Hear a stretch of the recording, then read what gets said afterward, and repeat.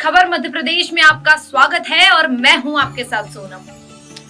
स्वागत है आपका हमारी खास पेशकश में, जहां आज हम बात करेंगे धर्म, अधर्म, मान्यताएं, तिथि, मुहूर्त और भारत देश में त्योहार और पर्वों के महत्व की।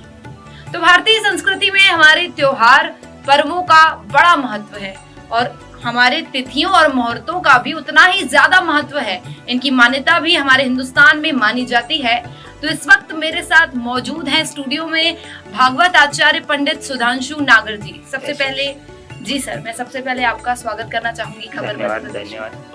तो पंडित जी से हम सवाल जवाब की प्रक्रियाओं की शुरुआत करें उससे पहले नवरात्रि में किस तरीके की नई तैयारियां हैं और नवरात्रि में किस तरीके की हम जो भोग प्रसाद की प्रक्रिया होती है और माताओं की पूजा होती है उसके बारे में सबसे पहले जानना चाहेंगे। देखिए, हमारे सनातन धर्म में 4 नवरात्रियां होती है, जिसमें 2 नवरात्रि साधारण वर्ग के लिए होती है और उन 2 नवरात्रियों में भी एक चैत्र नवरात्रि होती है और एक होती है शारदीय नवरात्रि। अभी आने वाले समय में 7 अक्टूबर से शारदीय नवरात्रि प्रारंभ होगी। इन नवरात्रियों में माँ की पूजा करने से, उनकी अर्चना करने से, उनकी सेवा शुश्रूषा करने से व्यक्ति के समस्त मनोकामना पूरी होती है और माँ का आशीर्वाद उसके ऊपर सदैव बना रहता है। पंडित जी, मेरा पहला सवाल ये रहेगा, सबसे महत्वपूर्ण सवाल ये रहेगा कि देखिए परिवेश बदल रहा है, कोरोना का समय है, 2 सालों से चल रहा है और मतलब सवाल मेरा ये है, मेजर सवाल ये रहेगा कि कोरोना के चलते वेशभूषाएं अलग हो रही हैं, परिवेश अलग हो रहा है, तो त्योहारों में कहीं ना कहीं बदलाव आ रहा है जी। मतलब देखिए दुनिया एडवांस हो रही है, तो इस संबंध में आप क्या कहना चाहेंगे? देखिए, निश्चित ही सार्वजनिक रूप से जो भी पूजन आदि का आयोजन है, जैसे हम गरबा पंडाल लगाते थे, माता की सेवा करते थे, कई दिनों तक वहाँ पर नृत्य आदि का आयोजन होता था, वो सारा आयोजन कोरोना काल के कारण नहीं हो पा रहा है। लेकिन माता की भक्ति में किसी प्रकार की कोई कमी नहीं है। हर व्यक्ति अपनी श्रद्धा के अनुसार, अपनी सामर्थ्य के अनुसार माँ की सेवा करता है, उनकी पूजा करता है और अपने परिवार की खुशहाली के लिए माँ से आशीर्वाद प्राप्त करता है जी। मेरा दूसरा सवाल ये रहेगा पंडित जी, देखिए तिथि और मुहूर्तों का हमारे जीवन में बहुत महत्व है जी। इन त्योहारों में भी इन तिथि और मुहूर्तों का बड़ा महत्व है, तो इस चीज को हमें विस्तार से बताएं जी। इस वर्ष सन 2021 में 7 अक्टूबर गुरुवार के दिन शारदीय नवरात्रि प्रारंभ हो रही है। इस दिन हम सभी लोग घट स्थापना करके माता की पूजा अर्चना करेंगे। इस वर्ष नवरात्रि क्योंकि 9 दिनों की होती है, किंतु तृतीया तिथि का क्षय होने के कारण इस वर्ष नवरात्रि 8 दिवसों की होगी। 8 दिवसों की जी। 7 तारीख के दिन गुरुवार के दिन प्रथमा तिथि होगी, प्रतिपदा होगी, उस दिन घट स्थापना होगी। दिनांक 8 तारीख को द्वितीया तिथि का पूजन किया जाएगा। 9 तारीख को तृतीया तिथि का पूजन किया जाएगा और चतुर्थी तिथि भी उसी दिन मानी जाएगी। फिर पंचमी तिथि, षष्ठी, सप्तमी, अष्टमी, 14 तारीख को नवमी तिथि होगी और 15 तारीख को हम लोग दशहरा मनाएंगे। इस वर्ष एक तिथि का क्षय होने के कारण नवरात्रि 8 दिवसों की मानी जाएगी। नवरात्रि 8 दिवसों की मानी जाएगी जी। देखिए पंडित जी, मेरा ये सवाल आगे ये आएगा कि हम बदल रहे हैं, तो धर्म और अधर्म ये 2 बातें होती हैं, आंतरिक शांति और बाह्य शांति। इन त्योहारों में हम माताओं की पूजा करते हैं। नवरात्रि में कोई भी त्योहार हो, गणेश चतुर्थी हो, नवरात्रि हो या कोई भी त्योहार हो, दिवाली में लक्ष्मी माता की करते हैं, तो आंतरिक शांति और बाह्य शांति, इस चीज के बारे में जानना चाहेंगे। निश्चित ही माँ भगवती जो है प्रकृति का स्वरूप है। इनका पूजन करने से व्यक्ति को दैहिक, दैविक और भौतिक त्रिविध तापों का उसका क्षमन होता है और उसके जीवन में सुख शांति की प्राप्ति होती है। जब व्यक्ति भगवती की आराधना करता है, उनका पूजन करता है, उनका अर्चन करता है, तो उसकी भगवती उसके मन के मलिन करती है, उनके मन के ऊपर जितने भी जो रोग शोक आदि हैं उनका नाश करती है और जब उसका मन प्रसन्न होता है तो निश्चित ही परमात्मा का आशीर्वाद उसके साथ होता है जी। दोषों का विनाश होता है, हम ये मान के चले जी। पंडित जी, व्रत और उपवासों का भी हमारे जीवन में बड़ा महत्व है। देखिए नवरात्रि को लेकर के लोग उत्सुक रहते हैं, कई लोग 9 दिनों का व्रत रखते हैं, तो कोई कुछ दिनों का व्रत रखते हैं, तो इस चीज के बारे में देखिए, हमारे जो पूर्वज लोग हैं उन्होंने जो नवरात्रि तिथि का चयन किया और जो उपवास आदि के जो उन्होंने नियम आदि बनाए, वो प्रैक्टिकली बहुत ही अच्छे नियम थे।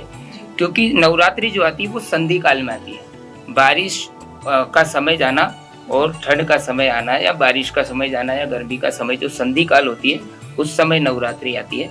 संधि काल में बहुत सारे छोटे छोटे जीवाणु, कीटाणु आदि हमारे आसपास होते हैं और उनके कारण हम कई प्रकार की शारीरिक समस्याओं से ग्रसित होते हैं। इस समय में व्यक्ति को अधिक समय तक अपने आप को निराहार रखना चाहिए, अपने शरीर को अधिक से अधिक देवी आराधना करना चाहिए, मंत्र जप अनुष्ठान करना चाहिए, हवन करना चाहिए। उस हवन करने से जो धुआं हमारे वातावरण में जाता है वो इन कीटाणुओं का नाश करता है, जिससे हमारा शरीर और मन दोनों सुदृढ़ होते हैं, शुद्ध।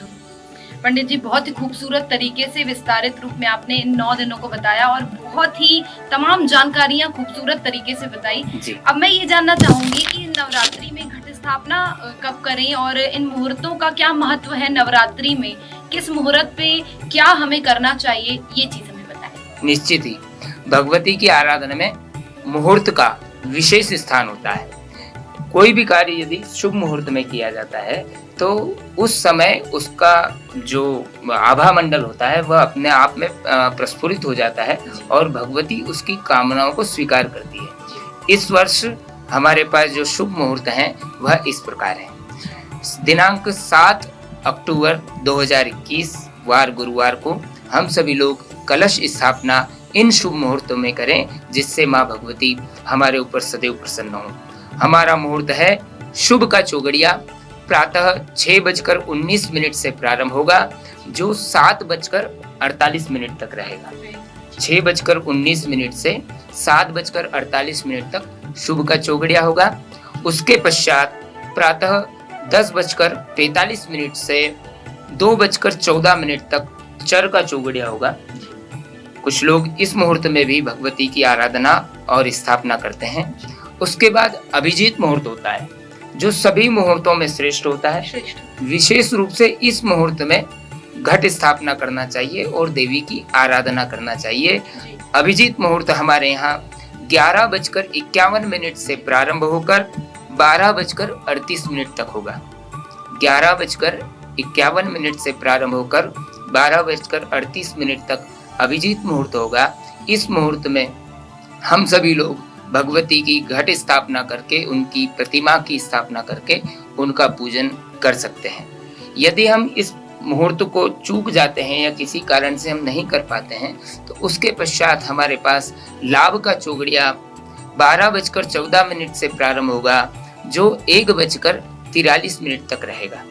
लाभ का चौगड़िया 12:14 से 1:43 तक होगा और उसके पश्चात शुभ का चौगड़िया शाम को 4:40 से प्रारंभ होकर 6:08 तक रहेगा। इन मुहूर्तों में हम अपनी श्रद्धा और परंपरा के अनुसार भगवती की स्थापना करें, उनको निमंत्रण देकर अपने घर पर विराजमान करें, विधि पूर्वक उनका पूजन करें। 9 दिवस तक उपवास करके, निराहार रहकर, मन, तन और धन से भगवती की आराधना करके उनका आशीर्वाद प्राप्त करें, जिससे आपका जीवन मंगलमय हो।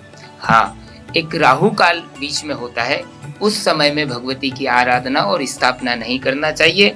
गुरुवार 7 तारीख को राहु काल रहेगा, दोपहर में 1:43 से 3:11 तक। यह अशुभ समय है, इस मुहूर्त में भगवती की स्थापना न करें। पंडित जी, अगला सवाल मेरा ये रहेगा कि ये वर्ष नवरात्रि का जो है, ये वर्ष किस तरीके से रहेगा आम जनता के लिए और क्या मान्यताएं रहेंगी इस नवरात्रि पर? इस वर्ष माँ भगवती जगदम्बा डोली के ऊपर अर्थात पालकी के ऊपर बैठकर आ रही है, जो कि इस वर्ष के लिए इतना ज्यादा शुभ नहीं है। इस वर्ष राजनीतिक उथल पुथल हो सकती है, जनता में आक्रोश रहेगा, प्राकृतिक आपदाओं का भी व्यक्ति को कहीं न कहीं सामना करना पड़ेगा। सफेद वस्तुओं के दाम बढ़ेंगे, जैसे चांदी है, प्याज है, लहसुन है, इन वस्तुओं के दाम बढ़ेंगे। आम जनता में हमारे राजा के प्रति विश्वास कम होगा।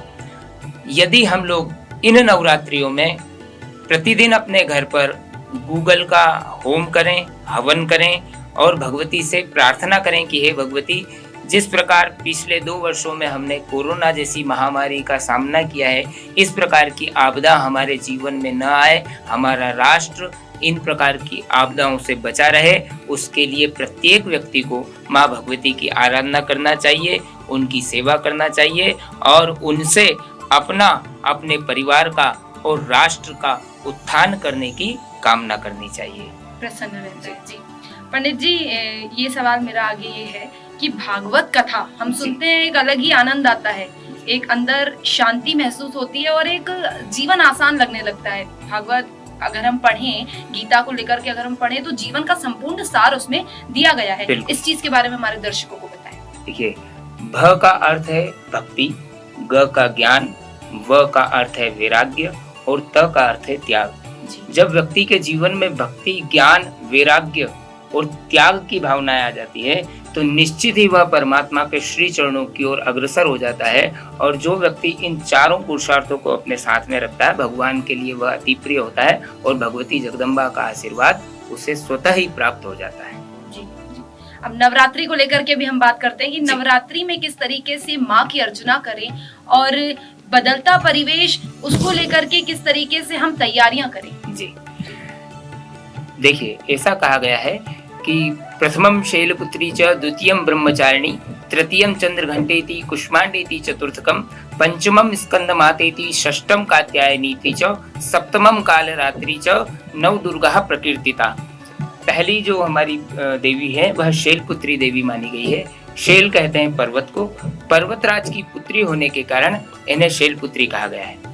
माता शैलपुत्री की पूजा करने से व्यक्ति के जीवन की समस्त बाधाओं का नाश होता है। जो व्यक्ति माता शैलपुत्री की पूजा श्रद्धा और विश्वास के साथ करता है, उसके जीवन में आने वाली संकटों का नाश तो होता ही है, साथ में भगवती की कृपा उसके साथ रहती है और संसार में वह निर्भय होकर भ्रमण करता है।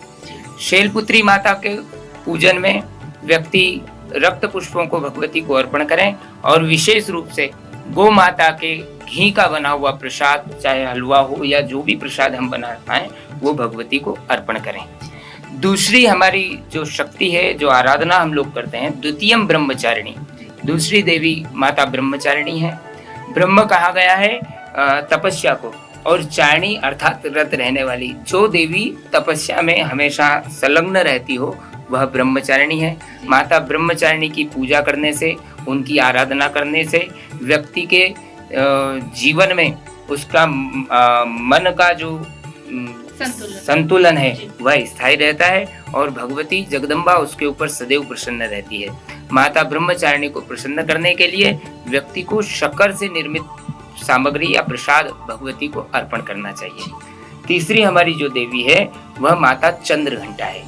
इनके मस्तक पर घंटे के स्वरूप में तिलक लगा हुआ है और यह जब चलायमान होती है तब घंटा नाद होता है, इस कारण इन्हें चंद्र घंटा भी कहते हैं। इनकी पूजन करने से व्यक्ति के जीवन के जितने भी शत्रु हैं उन शत्रुओं का नाश होता है, उनका दमन होता है और वह निश्चिंत होकर इस पृथ्वी पर भ्रमण कर सकता है। माता चंद्र घंटा का पूजन करने के लिए व्यक्ति को गौ माता के दूध का प्रसाद भगवती को अर्पण करना चाहिए, जिससे भगवती उसके ऊपर प्रसन्न हो। हमारी चतुर्थ देवी जो है वह है माता कुष्मांडा। ब्रह्मांड का जिन्होंने निर्माण किया है उन्हें कहा जाता है माता कुष्मांडा। माता कुष्मांडा जगत की जननी है। उनका पूजन करने से व्यक्ति के जीवन में संतान दोष यदि हो या उनके यहाँ कोई संतान आदि न हो रही हो तो इनका पूजन करने से वह निश्चित ही हो जाती है और माता अपने बच्चों के ऊपर सदैव प्रसन्न रहती है। इनका पूजन करने में, इनको प्रसाद चढ़ाने में व्यक्ति मालपुए का भोग लगाए, जिससे माँ भगवती जल्दी प्रसन्न होती है। इसके बाद हमारी जो पंचम माता है वह कही गई स्कंद माता। स्कंद कहते हैं कार्तिकेय जी को। कार्तिकेय जी सदैव माता की गोद में विराजमान रहते हैं। कार्तिकेय जी और माँ भगवती स्कंद माता का पूजन करने से व्यक्ति के जीवन में पुत्र पौत्र की प्राप्ति होती है, निसंतानों को संतान की प्राप्ति होती है तथा समस्त मनोकामनाएं व्यक्ति की पूरी होती है। माता को शहद का भोग लगाया जाएगा। इसके बाद हमारी जो षष्ठम माता है वह कात्यायनी माता मानी। कात्यायनी माता का पूजन अच्छे वर प्राप्ति के लिए व्यक्ति करता है इनका पूजन। जी गोपियों ने भी भगवान कृष्ण को प्राप्त करने के लिए माता कात्यायनी की पूजा की थी और उन्हीं की पूजा से भगवान नंद नंदन उनके जीवन में पधारे थे। जो कन्याएं सुयोग्य पति की प्राप्ति करना चाहती हैं वे माता कात्यायनी का पूजन करें और उन्हें गुड़ का प्रसाद भगवती को अर्पण करें। उसके बाद हमारी नवम जो माता जी हैं वो महागौरी है। महागौरी भगवती पार्वती का स्वरूप है, भगवान शिव की अर्धांगिनी है और जो व्यक्ति माता गौरी की पूजा करता है उसकी समस्त मनोकामनाएं निश्चित ही पूरी होती है। और नवम देवी जो हमारी मानी गई है वह सिद्धिदात्री देवी मानी गई है। समस्त सिद्धियों की अधिष्ठात्री ये देवी है। जो व्यक्ति सिद्धिदात्री की सेवा करता है, उनकी पूजा करता है तथा उनकी आराधना करता है, उसके जीवन में सदैव सिद्धियों की कमी नहीं रहती और वह भगवती का कृपा पात्र होता है। तो पंडित जी, अगला सवाल मेरा ये रहेगा कि ये जो राशियां हैं हमारे जीवन में अलग महत्व रखती है और ये राशियों का इन त्योहारों में भी अलग महत्व है, तो इन राशियों का महत्व आप हमें विस्तारित रूप में बताएं। देखिए, हर व्यक्ति के जीवन में राशियों का विशेष महत्व होता है जी। और चूंकि नवरात्रि आ रही है, इन 9 दिनों में व्यक्ति भगवती की आराधना करता है, पूजन करता है, हवन करता है, व्रत रखता है और अपने अपने अनुसार भगवती को प्रसन्न करने के लिए प्रयास करता है। जो व्यक्ति इन नवरात्रियों में अपनी राशि अनुसार भगवती का पूजन करता है, वैसा पूजन करने से वर्ष भर उसके जीवन में जो ग्रहों का उतार चढ़ाव होता है या उसके जीवन में किसी प्रकार की कोई समस्याएं आती है, वे समस्याएं अपने आप नष्ट हो जाती है। इसीलिए नवरात्रि में 9 दिनों तक व्यक्ति को पूजन और उपवास करने का विधान कहा गया है। पहली राशि हमारी आती है मेष राशि। मेष राशि का स्वामी मंगल माना गया है। यदि हम चाहते हैं कि हमारे जीवन में मंगल की प्रधानता हो, हमारे जीवन में सुख समृद्धि की प्राप्ति हो और हम सदैव भक्ति मार्ग पर अग्रसर होते रहें, इसलिए मेष राशि वालों को हमेशा भगवती की आराधना करना चाहिए। रक्त पुष्प, रक्त फल, लाल चुनरी माँ भगवती को अर्पण करना चाहिए और 9 दिनों तक उपवास करके माँ भगवती की आराधना करना चाहिए, जिसके करने से मेष राशि वालों के लिए वर्ष भर भगवती का आशीर्वाद उन्हें प्राप्त होता रहे। इसके पश्चात हमारी अगली राशि आती है वृषभ राशि। वृषभ राशि का स्वामी शुक्र है। यदि हम अपने जीवन में मनोइप्सित कामनाओं को पूर्ण करना चाहते हैं, हमारी जीवन की बाधाओं को नष्ट करना चाहते हैं, तो नवरात्रियों के समय में 9 दिनों तक हमें भगवती की आराधना करना चाहिए, कन्याओं का पूजन करना चाहिए और अपने घर पर कन्याओं को निमंत्रण देकर उनके पाद प्रक्षालन करके उन्हें भोजन कराकर उन्हें दक्षिणा प्रदान करना चाहिए, जिससे वर्ष भर उनका बहुत व्यवस्थित भगवती के आशीर्वाद से निकले। इसके पश्चात हमारी अगली राशि मिथुन राशि मानी गई है। मिथुन राशि का स्वामी बुध है।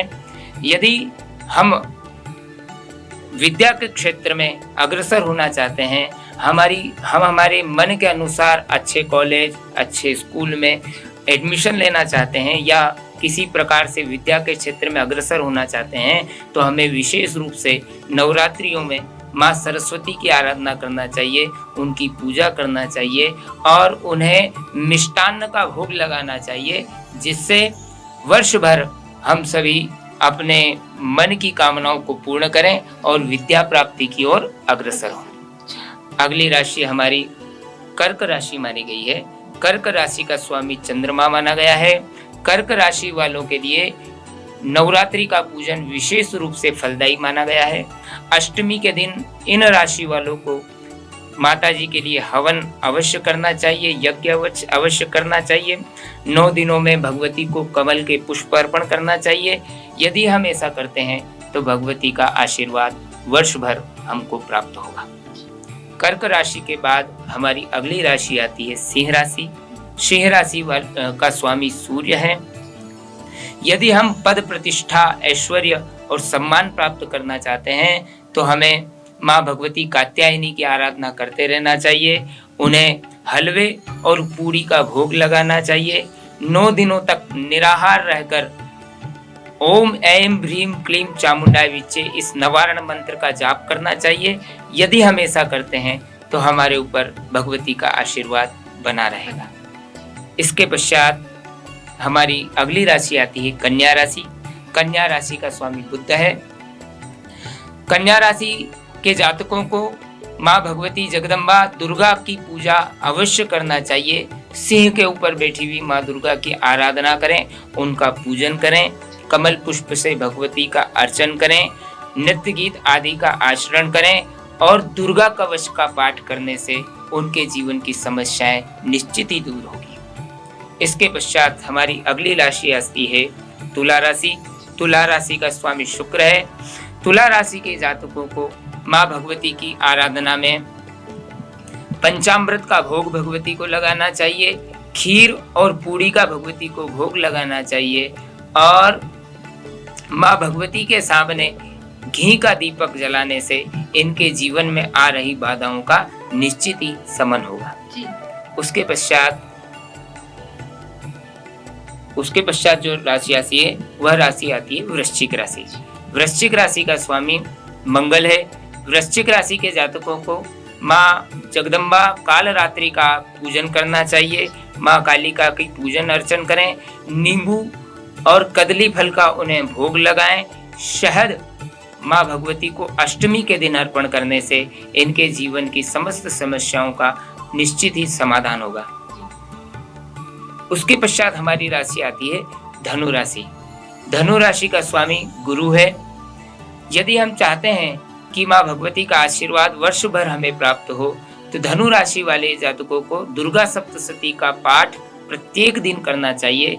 यदि वह दुर्गा सप्तशती का पाठ न कर पाता हो तो सिद्ध कुंजिका स्तोत्र का पाठ प्रतिदिन अपने घर पर करें और माँ भगवती की आराधना करें, जिससे उनका आशीर्वाद उनके जीवन में वर्ष भर बना रहेगा।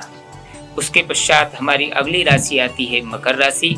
मकर राशि का जो स्वामी है वह शनि है और यदि हम न्याय क्षेत्र में सम्मान प्राप्त करना चाहते हैं या किसी प्रकार की विजय प्राप्त करना चाहते हैं या हम अपने क्षेत्र में उन्नति करना चाहते हैं तो हमें माँ भगवती सिद्धिदात्री की आराधना करना चाहिए। माँ सिद्धिदात्री को खीर और हलवे का भोग लगाना चाहिए तथा अर्गला स्तोत्र का पाठ करना चाहिए, जिससे माँ भगवती प्रसन्न होती है और हमारी कामनाओं को पूर्ण करती है। अगली राशि हमारे साथ है कुंभ राशि।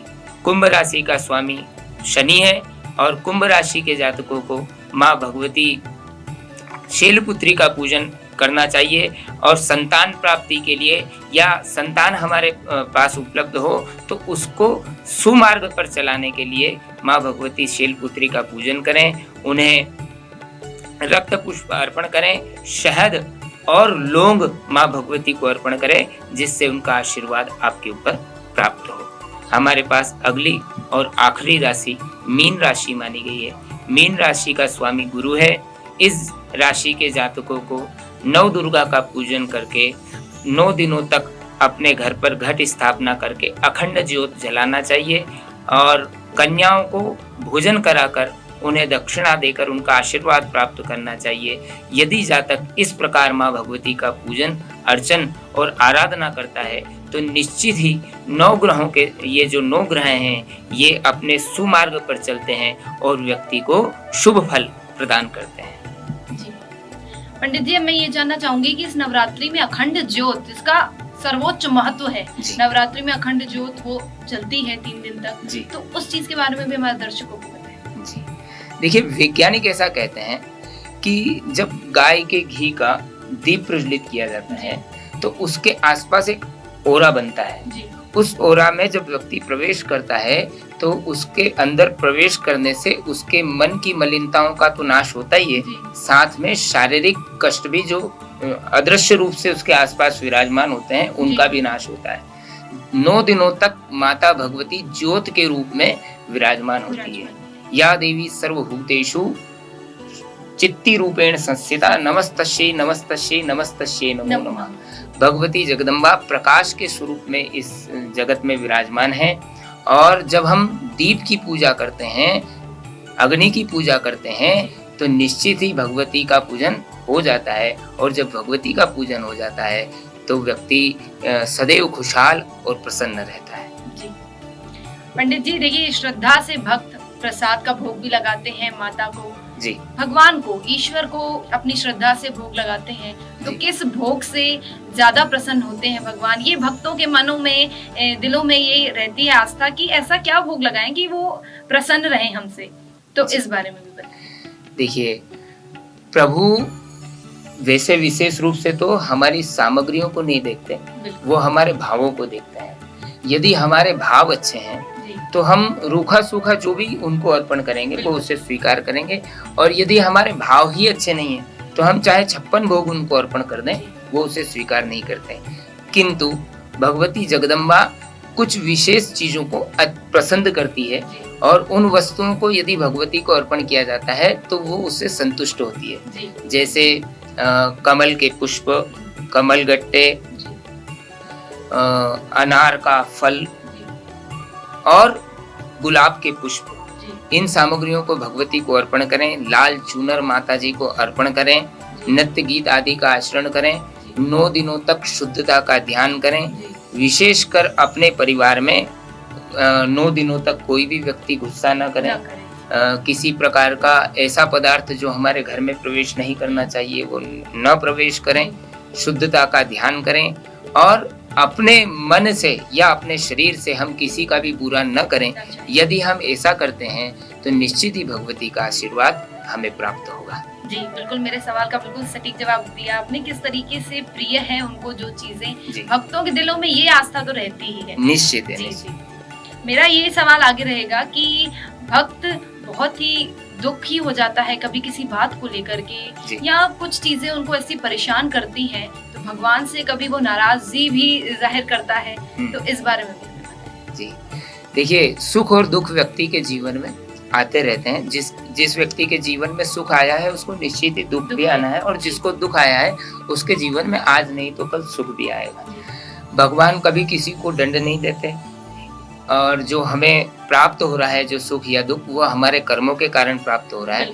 कभी भी भगवान से व्यक्ति को द्वेष नहीं करना चाहिए या उनसे मन मुटाव नहीं रखना चाहिए। यदि हमारे जीवन में दुख आ रहा है तो हम भगवती के सामने जाएं और अपने दुखों को उनके सामने अर्पण करें, क्योंकि यदि हम जगत के सामने अपने दुखों को बताएंगे तो जगत के लोग हमारी हंसी उड़ाएंगे और वो हमारे दुखों को बढ़ाएंगे ही। यदि हम अपने दुखों को दूर करना चाहते हैं तो सारे दूसरे लोगों को, जगत के लोगों को छोड़कर जगत की ईश्वरी के चरणों में जाना चाहिए, अपनी मन की कामना उनके सामने रखना चाहिए। और जो हमारे जीवन में कोई दोष है, जो दोष होता है व्यक्ति के जीवन में, वो उसको पता होता है कि उसके जीवन में क्या दोष है। जी अच्छा, उसकी भी अलग मान्यता है। वो भगवान के सामने जाकर यदि कमिटमेंट करता है कि भगवती मैं आज के बाद अपने इस दोषों का क्षमन कर दूंगा, आप मेरे ऊपर कृपा कीजिए। यदि उसने इस प्रकार की प्रार्थना की और अपने उन दोषों को वो त्याग देता है तो उसके सारे दुख अपने आप दूर होने लगेंगे और भगवान का आशीर्वाद उसके ऊपर प्राप्त होगा। जी जी बिल्कुल। देखिए, धर्म अधर्म ये 2 चीजें हैं, 2 पहलू हैं हमारी दुनिया के, ये तो हम सभी जानते ही हैं।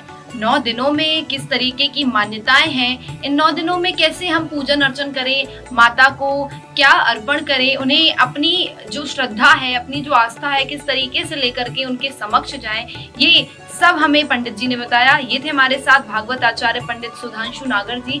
तमाम जानकारियों को इन्होंने बताया, तमाम तरीके से किस तरीके से हम नवरात्रि में पूजन अर्चन करें, बदलता परिवेश इन्होंने बताया। बहुत सारी जानकारियां इन्हें हमको दी। ऐसी ही खास पेशकश हम आपके लिए लाते रहेंगे। देखते रहिए खबर मध्य प्रदेश। बहुत बहुत धन्यवाद।